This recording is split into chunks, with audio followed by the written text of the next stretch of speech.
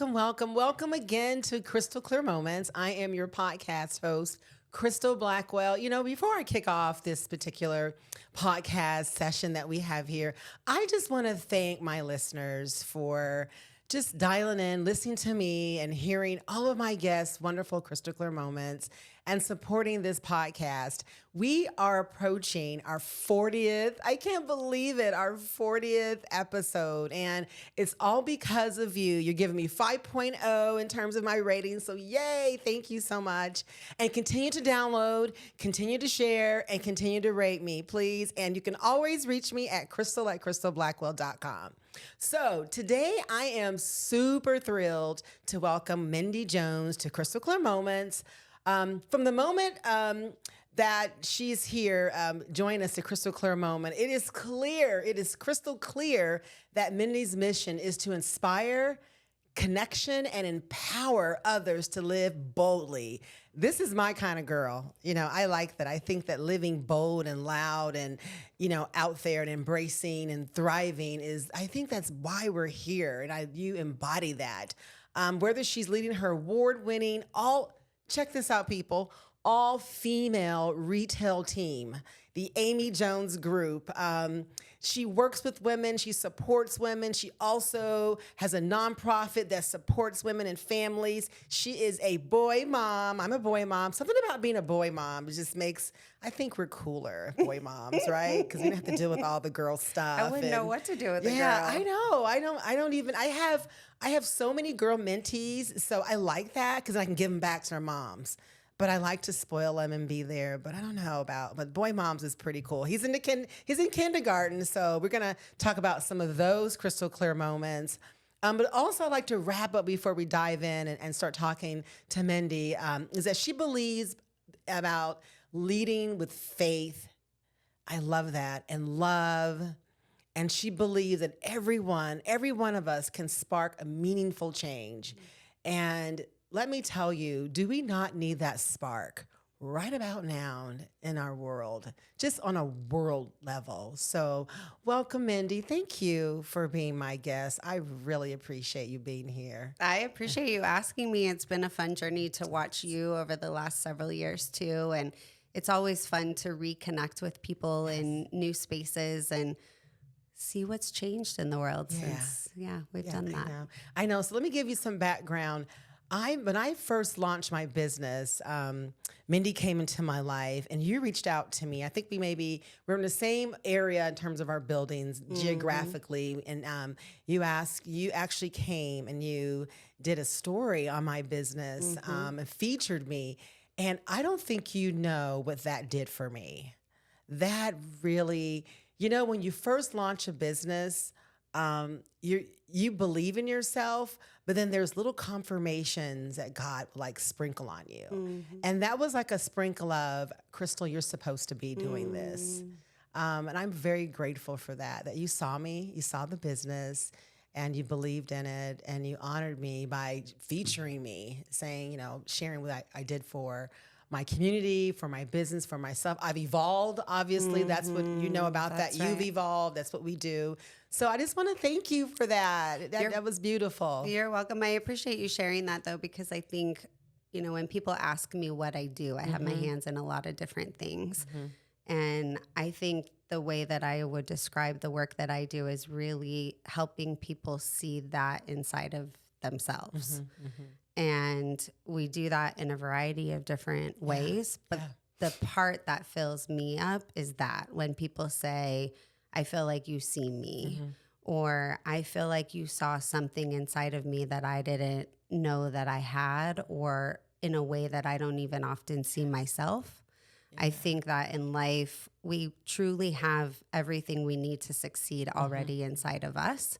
And collecting the right people around us who can either help us keep that pilot light lit or can inspire us to think bigger than we thought was possible, but curating that group of people that we need to achieve the things that we want to achieve, it can truly be the thing that changes our trajectory. Yes, I agree. So what I love that you said pilot, because I got like this visual like right away in my head of what that looks like. So what crystal clear moment that you experienced that you can recall when you knew that I have a gift of seeing people, and not just like visually. Of course, we see people if we are blessed with vision, right? But just the inside of them. When did you know that that was a Mindy's gift?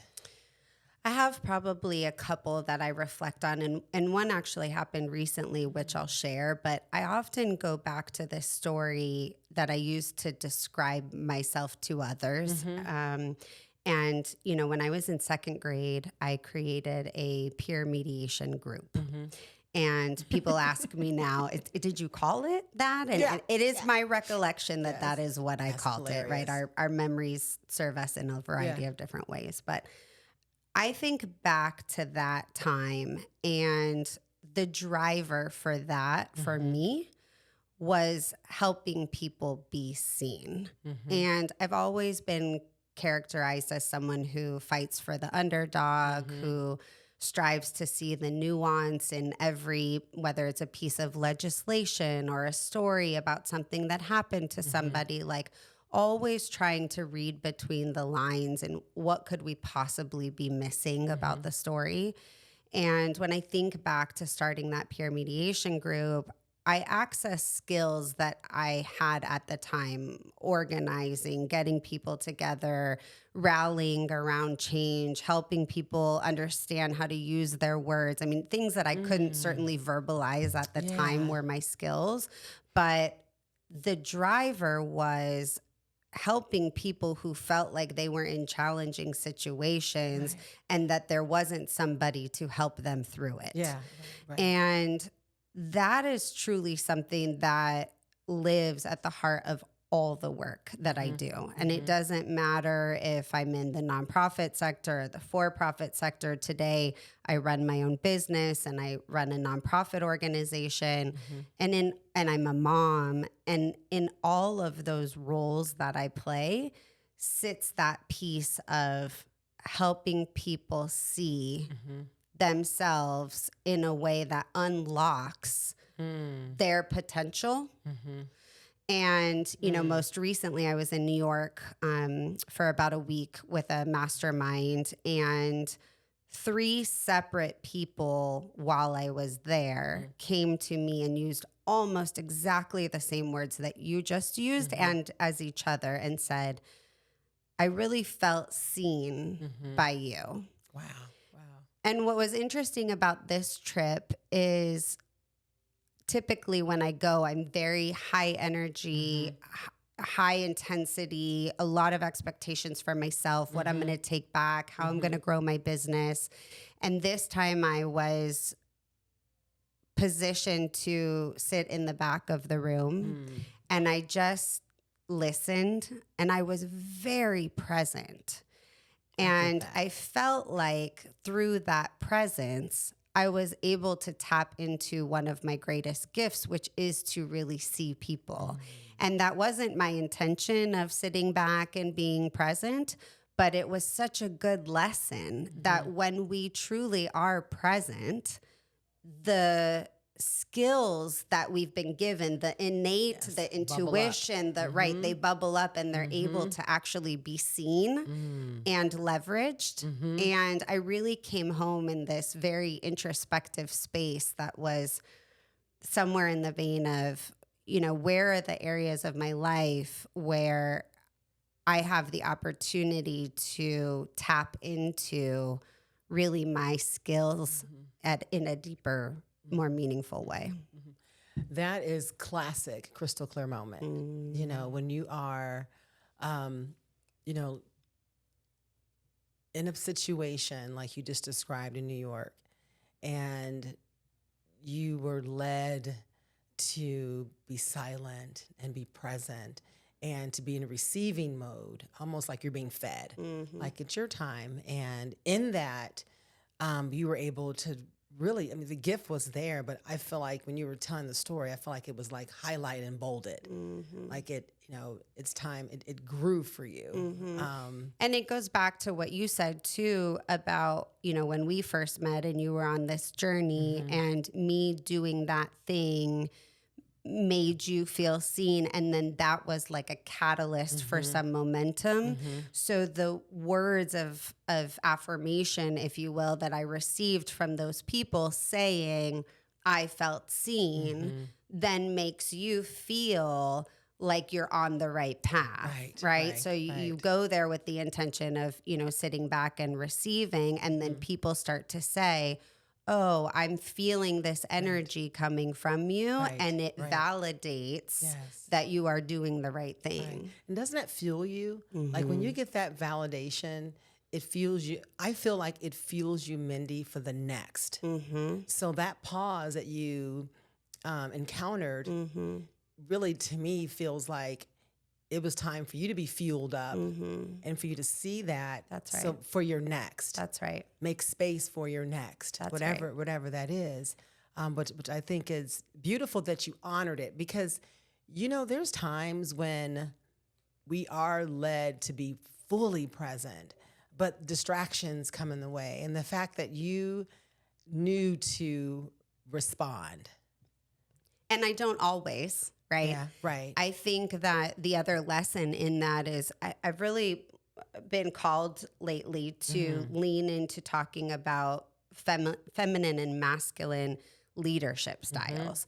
And again, it's not to say that a man can't embody feminine leadership styles or vice versa, but my original career path led me into a very male-dominated corporate space 20 plus years ago.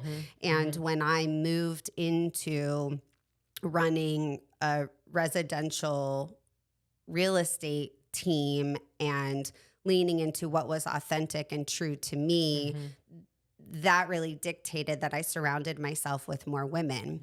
And through a series of learning of myself and who I was and what was important and what felt right, I really leaned into more of a feminine leadership style. And so when you talk about being fueled up in the space, that's a very feminine leadership space, right? There's the idea of go, go, go, hustle, push, work Very harder, masculine, do more, very masculine.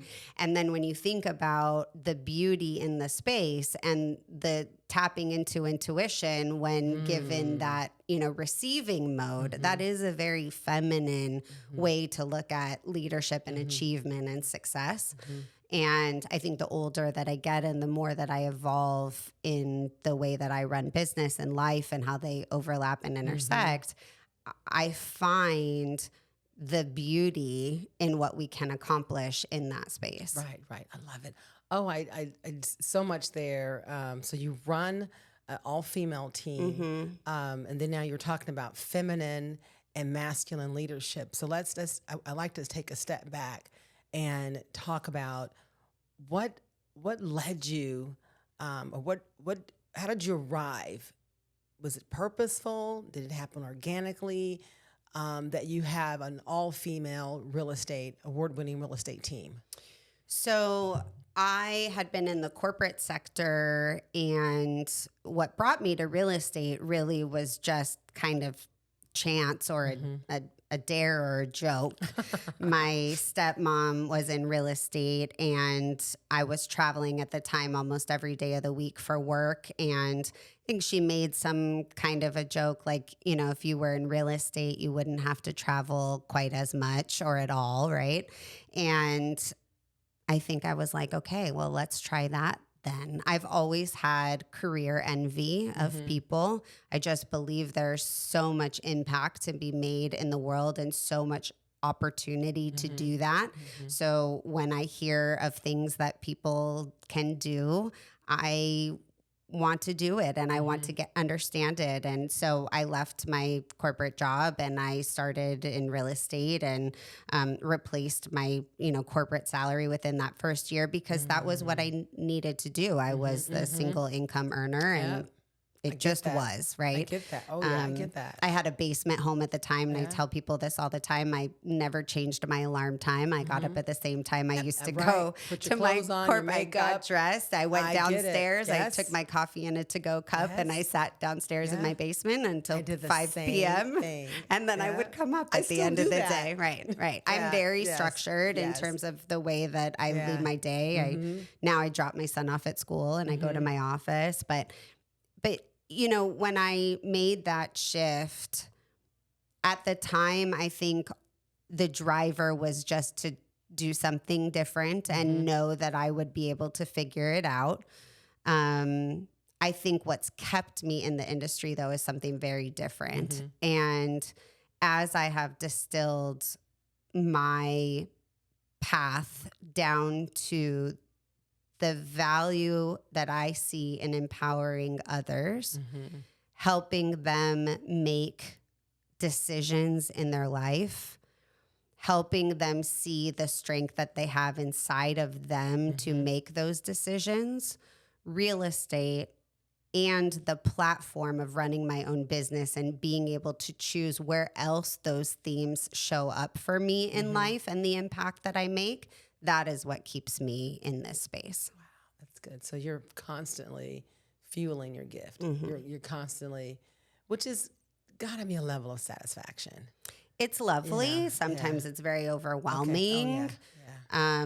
Now that I'm a mom and I have very crystal clear moments that have come throughout that journey. One, I remember being 6 months pregnant in my laundry room. And at the time, knowing that I needed more. And then it was more from my husband of a now dissolved marriage. But in retrospect, it was this idea that I was now going to be a mom, and whatever impact I had been chasing in the world now had an entirely new dimension added to it. And for someone who lived a very full life and felt the burdens of the world already, it felt like I was going to have to really make some big adjustments to fit this new, very important piece of my life in. And it has completely changed everything that I do. It has changed the lens in which I see things. It has amplified my desire to leave the world better than I found it.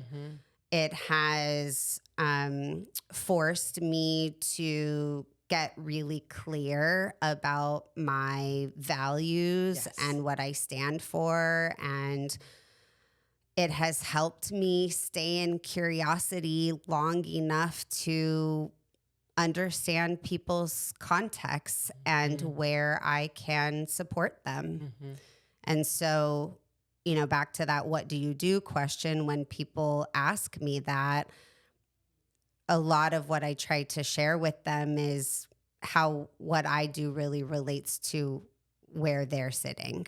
Because that idea of helping people to make decisions, that shows up in every piece of my life, from being a mom and, you know, how does my son decide how he shows up in school and how he deals with challenges, and with my agents, helping them to decide what career looks like to them and how that integrates as all women with their family life and being a mom and having big dreams and asking for help, and, you know, all of these threads that bind women together. I get to play in that space too. And so he is such a gift to me, a gift of clarity, a gift of healing, but it truly has changed every part of me. I think, and I love hearing you talk about being a motherhood. Your son's 5, so you're early in motherhood, and I have young adult sons, and to hear what you're saying, Mindy, that will continue. Like, that continues on. I still think about my values. I still worry about how I show up. I still know that even though right now we're more of a mentor, me and my husband, to our sons because they're adults, the raising part, but they're still watching. That's right. And we're still modeling, and it's still very important to us. And that never goes away. It just changes because of their needs. And like you, being a mom, it gives you clarity. If you really lean into it. Yeah, it's crazy and your life changes, but you start to define, like, how am I going to show up in this world? Well, and what a great model when you talk about, like, with your sons, that your role changes with them and now it's a mentor, right? Like, what a great model for leadership in general, or for community in general, that at different times, not only do we play different roles with people, but we need different roles. A mentor's job is just to say, here's how I did it, right? And share your journey, your path. Right. Here's how I did it. Here's what worked. Here's what didn't work. Then you have someone who's a coach, right? And the coach's role is to ask questions and to help you see that spark inside of you. Right. And so sometimes you're playing the mentor role. Sometimes you're playing the coach role. Right. Sometimes you're a leader. Sometimes you're an advisor. Sometimes, and being able to sort of shape shift into each of these roles, depending on what somebody needs or is looking for. That is a skill that as a parent, we're constantly trying to hone. Oh, yeah. And what a then value and a benefit we are to the workforce and to the community and in a leadership function, because we have done it at home with somebody that we could not care more for than we do. And it's interesting because that's just transferable skills. That's right. That, when you talk about masculine and feminine leadership, oftentimes, I know you probably have the same story. When you grow up in traditional America, corporate America, it's very masculine driven. And I can remember being in corporate America and being very feminine, and I didn't have the language for it, but I knew things like people matter, empathy, listening, caring. That's right. Not that men don't, but I led by that, and I was intuitive, and I knew it was power. But then that's not really valued. It's changing. That's right. But it's still not valued at the level where we don't have enough CEO women who are running organizations that are able to exercise those powers. Well, and the fact that we hear it still called a soft skill, right? I think even that terminology is starting to go finally by the wayside. There's nothing soft about that skill. Yeah. It is not only just a skill, it is often the skill that people are missing. They're missing in their conversations, they're missing in their negotiations, they're missing in their objection prevention. You see this missing in everything from a sales environment to a marketing environment to an HR environment, but not having the words to empower people and not understanding the framework of how to lead with curiosity and stay in that space long enough to build empathy and truly understand somebody's situation, so that when you have the courage to make big changes or big shifts or ask people to do something or try to shift perspective, you're on the same team as them. Right.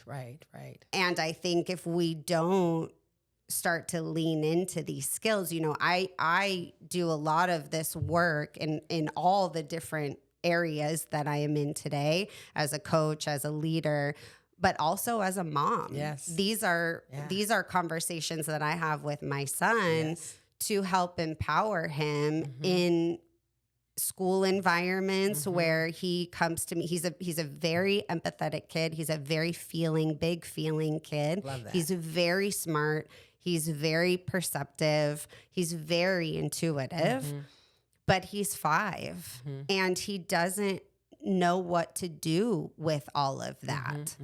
And if I don't lean into it, he will be trying to figure that out and unpack it and struggle with it as an adult when I have some skills that I can lend to him.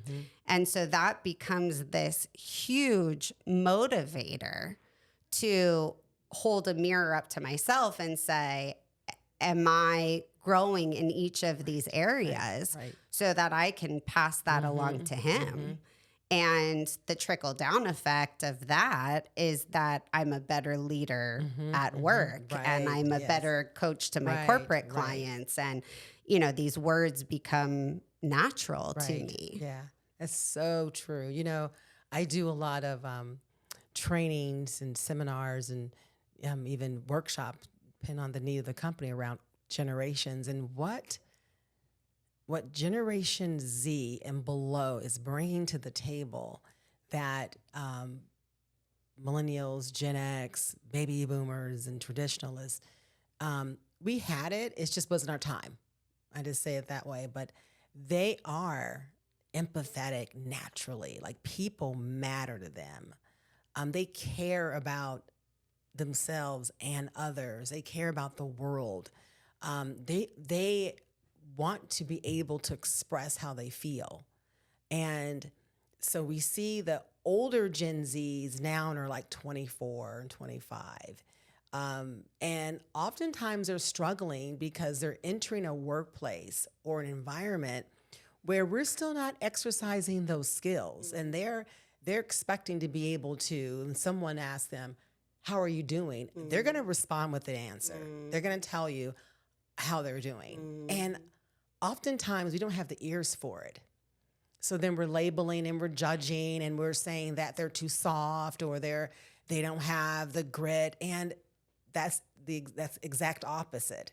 They have all of that, and then they have that ice on the cake where they have embraced who they are, and they've embraced and it doesn't mean they're going to stay there, but they really own it. So like your son's 5 and he's demonstrating that.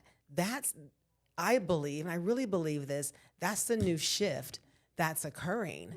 And it's gonna really shake up because it's gonna be this sort of organic demand from people, from young people.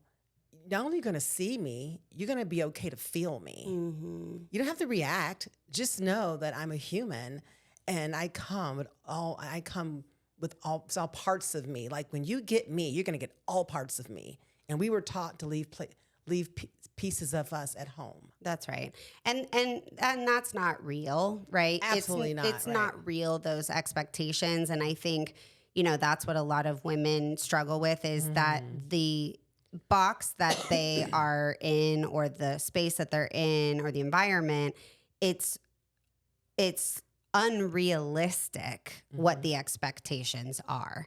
And so we often are setting women up for failure because the construct of the environment itself is just not realistic.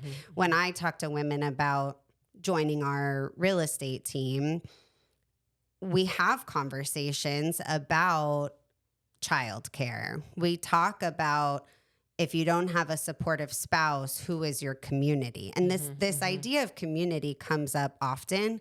And I think this is the other piece when you talk about Gen Z and they say, you know, you're not only going to see me, but you're going to feel me.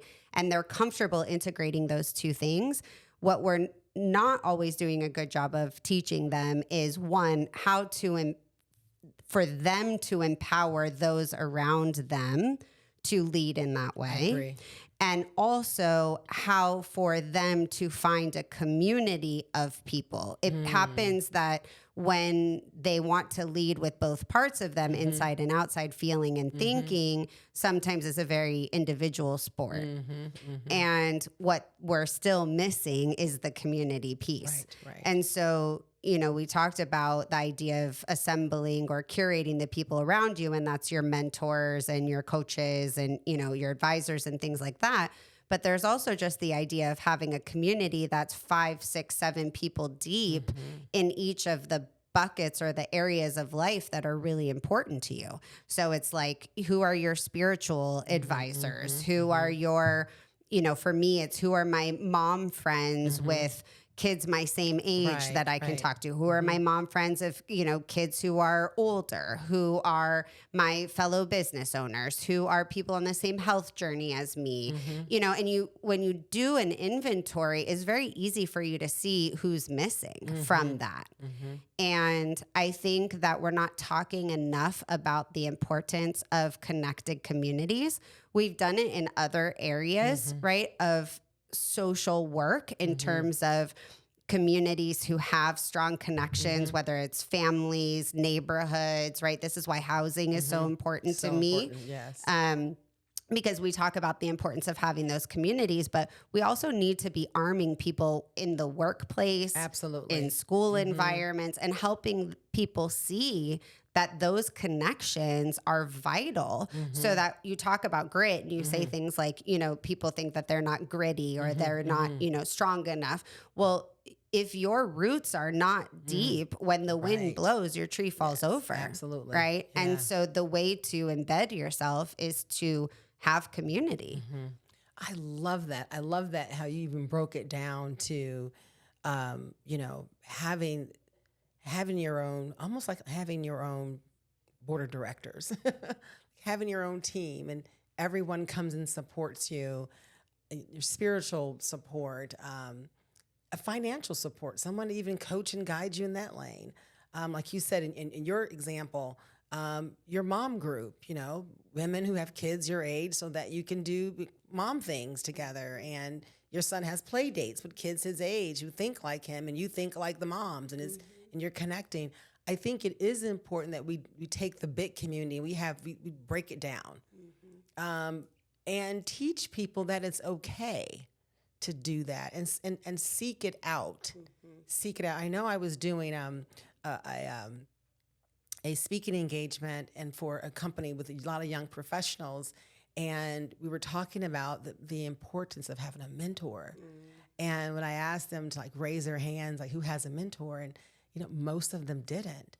And we kind of talked about that, and that's another area. It could be just a mentor in your business life or whatever. So I love that we're getting, that's kind of a grassroots need that we got away from. We've got really siloed. I can do this on my own. I don't need, but we do. We need all those parts. We do. And I think, when I look at all of the different things that I have my hands in, that connector role that I often play is one of my most favorite, because I think it is the most efficient, sustainable way to exist.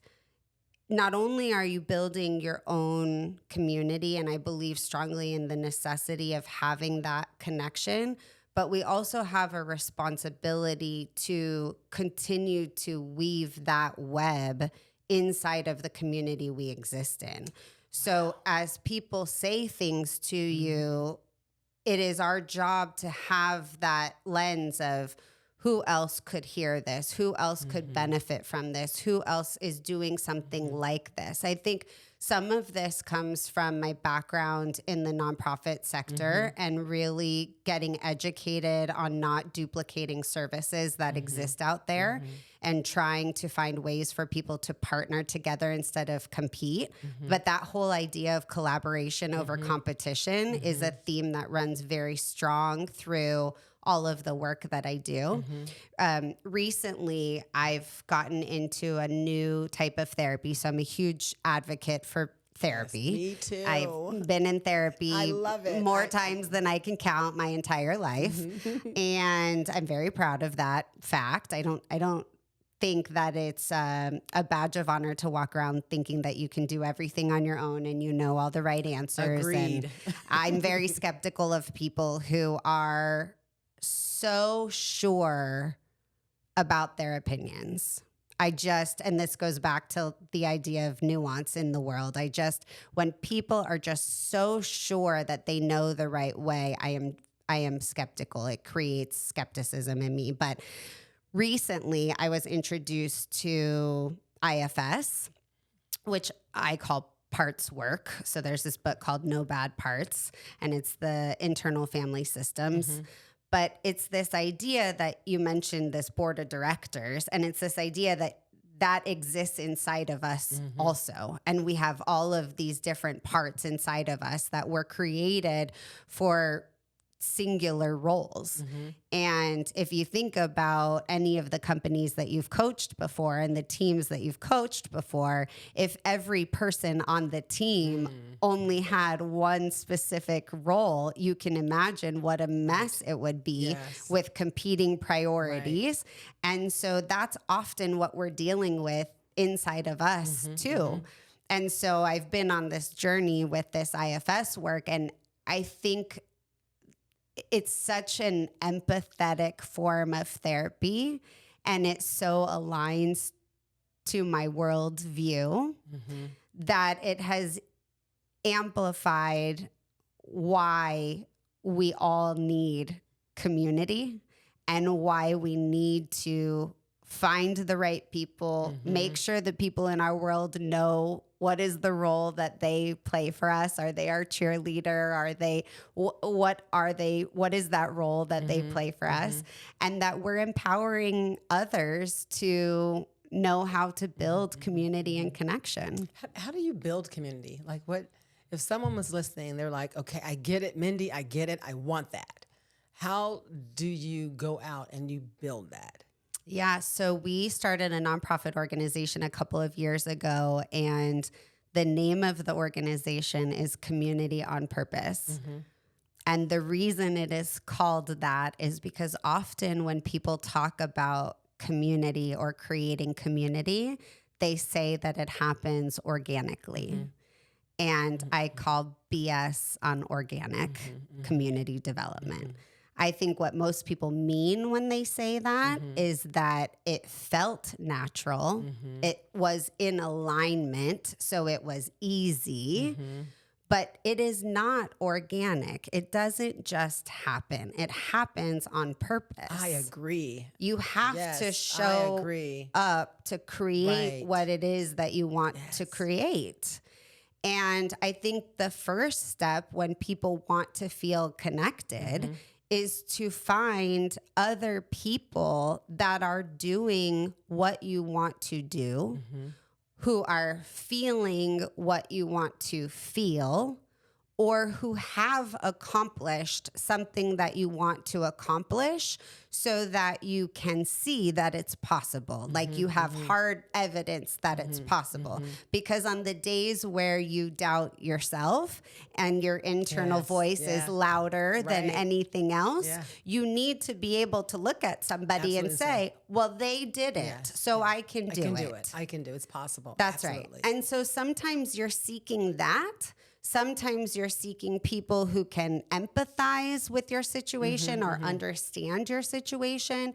Sometimes you're seeking what I just call those door opening moments. Like, we'll use today's conversation as an example. Our relationship goes back several seemingly unrelated steps that all had to happen for us to be here today. Absolutely. And we don't always know what's on the other side of the door, but I feel like it's our job just to keep opening the doors and creating the space for opportunity and collecting the types of people that we want in our vicinity and being very careful. And this is something that I've been talking to my son about lately. And obviously in a 5-year-old capacity, but still important though. I know where you're going with this. Yeah, he's so high energy naturally. And so when he eats sugar, for example, like straight sugar, he doesn't feel good. He spins literally and then falls literally, and it doesn't feel good. The same when he watches too much TV. He is cranky and whiny and reactive. And so I'm having a conversation with him about fiercely protecting what he puts in his body and his mind. Yes. When he's in my home, I can kind of control for that. Right. When he's out, I can't. And I can do one of two things. I can say to him, you're not allowed to do X, Y, and Z. Or I can teach him a life skill that says, how do you feel when you do these things? And do you want to feel that way? And do you want to feel that way? And how to fix it. That's Absolutely. right. Absolutely. That's fantastic. And so I think that that protection Yes. of what we allow in is really important if what we want to feel is connected. Right. Ah, that's so powerful. And I would say that the example you gave was, and I'm probably kind of like your son. Too much sugar is crazy for me too. I mean, anybody really. I Right? get overstimulated. But the same can go for people. Like certain people cannot add value, could not make you feel a certain way or bring light for you. And you keep them around out of obligation or shame or, this is what I'm used to. And it just kind of hangs out with you and becomes your community. Like, how do you gently get that away? Or do you? It is something that I've continued to work on and why I am in therapy also, because since I see the nuance in everything, I also tend to see the best in people. And sometimes I place more value on the pieces of people that I can see instead of the words and actions that they show me. And that is a lifelong learning lesson for me. And something I also try to get in front of with my son, who I can see feels the world in a lot of the ways that I do. And I want him to know that people are telling you and showing you who they are and what their capacities are. You can show up in the world the most honest, most integrity-filled version of you. And if that is going to help somebody, then it will. But you can only control for what you put out, not what they receive. And it is important that you are constantly feeling fueled and satisfied by the way that you show up in the world, regardless of how people are receiving it. Powerful. That is so powerful. And I say those things to myself as reminders for the moments that I don't. And typically, I think when people aren't protecting their space in terms of people, like you're talking about, I think it's typically coming from insecurities, areas of yourself where you may not feel worthy or that inside voice is louder. And instead of looking at your list of accomplishments, you look at your list of deficiencies. And I think a lot of this has to do with getting into a practice of ensuring you are looking at where you are a proven success. Because we all are. We all have achieved success. We all have done it in different ways. We've all learned things in our life. We all didn't know how to read and now we can read, or didn't know how to ride a bike and now we can ride a bike. Like, there are so many things that we have accomplished that we brush over because we're seeking the next thing. And I think reminding ourselves of where we do have that proven track record of success is important and is helpful when we're trying to ensure that the people around us are positive and supportive of that. I also think just not disregarding our intuition is a big one. Nico, my son, was telling me the other day that he was somewhere and he just didn't like the coach. He was in a class, and he said he just didn't feel comfortable with the coach.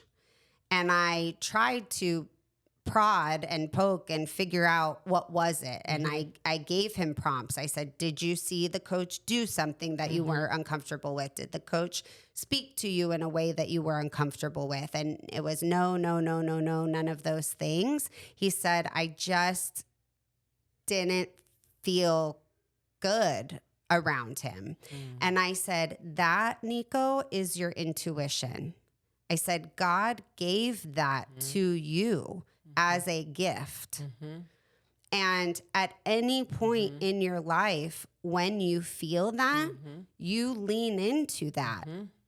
And I know some people probably think I'm crazy the way that I talk to my son, but I was the same way. These are the moments where you have the ability to say, this is when you do it. Don't forget that. Don't forget that feeling. Absolutely. And I said, and I said, Mommy will never be mad if you call me and say, I feel some sort of way. Yeah. I don't know why, but I feel some sort of way. Right. And I think what happens in life is we bury that intuition. Yes, we do. We're taught to. We're taught We're taught not to honor it. And we're taught, like your son's 5, that's when we start, that's when unfortunately parents, environment starts to pour water and diminish. And at pilot, you talked about earlier, killing the pilot light. That's right. That's naturally inside of you. That's right. Everyone has intuition. It's a gift. That's right. There's people who pray for discernment and intuition. They want to grow.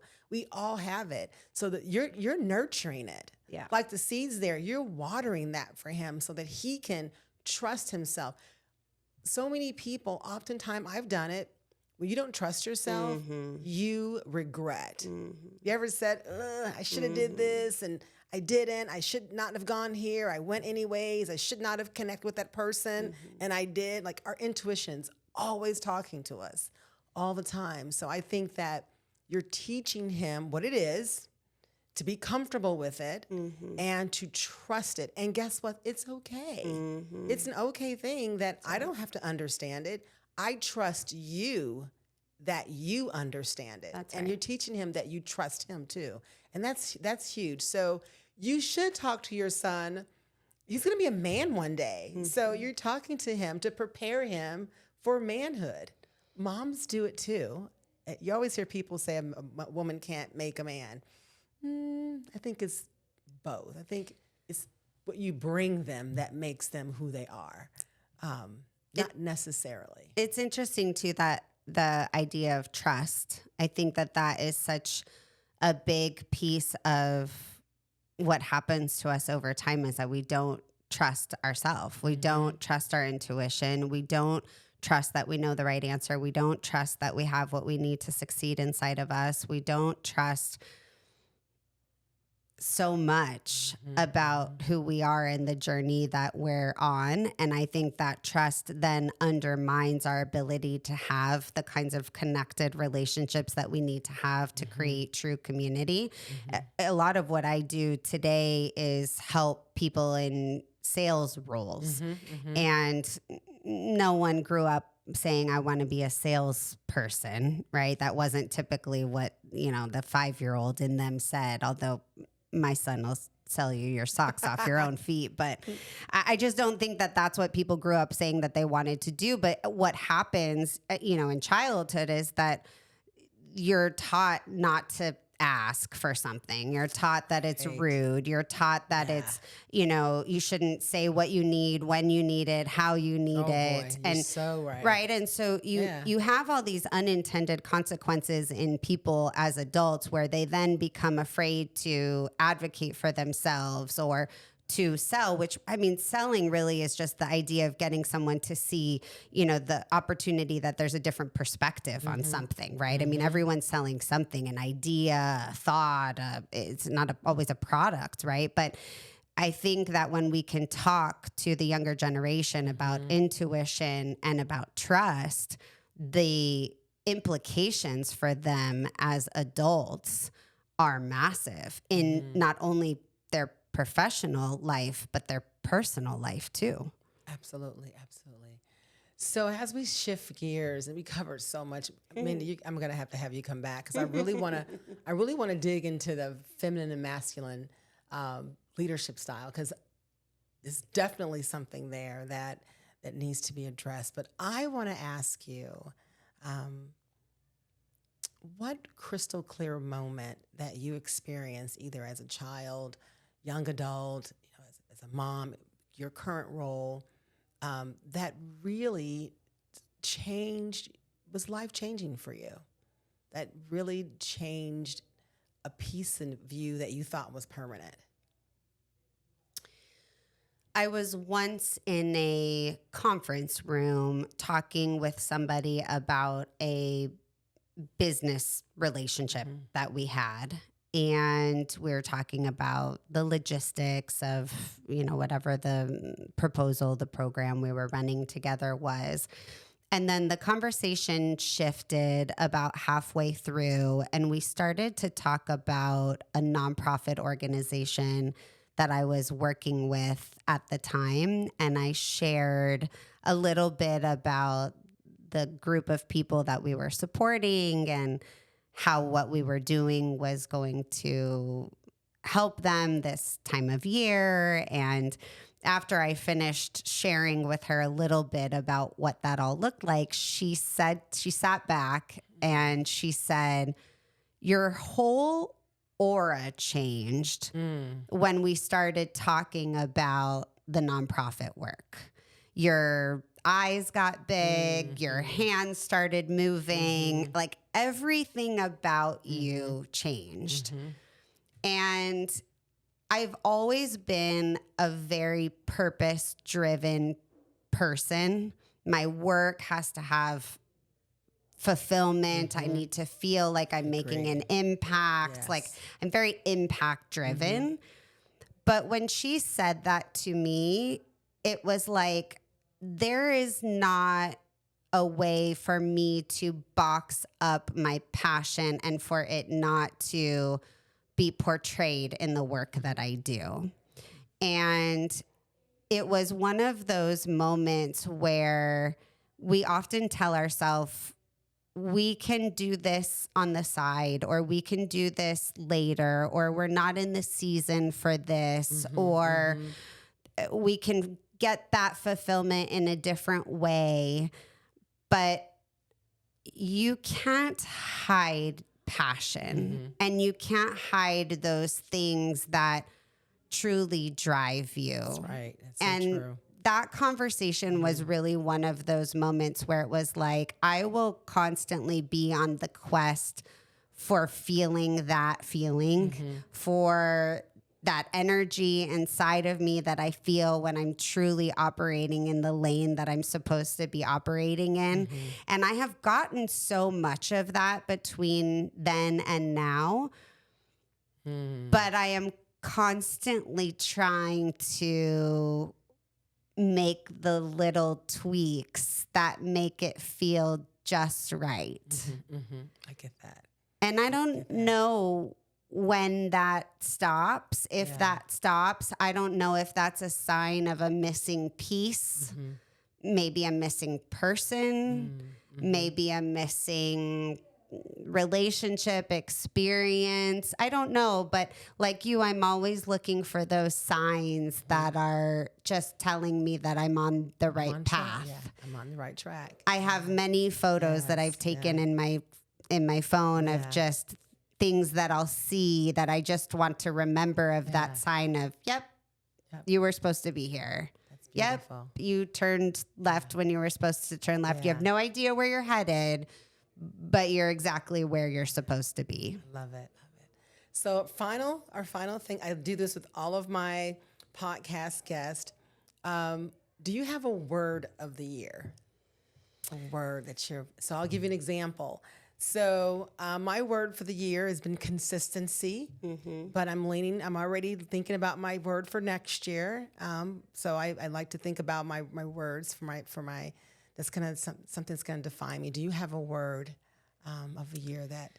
So I do not have this practice, although I am familiar with it. And I do know many people who leverage that practice and who recently on social media over the last few weeks have shared kind of the last 4 or 5 years of words that they've chosen. And it's been very interesting, you know, what we experienced obviously in early 2000 and what we're experiencing now politically, to see how people's words have shifted that's so true. in their That's so- focus. yes, absolutely. Has been really interesting.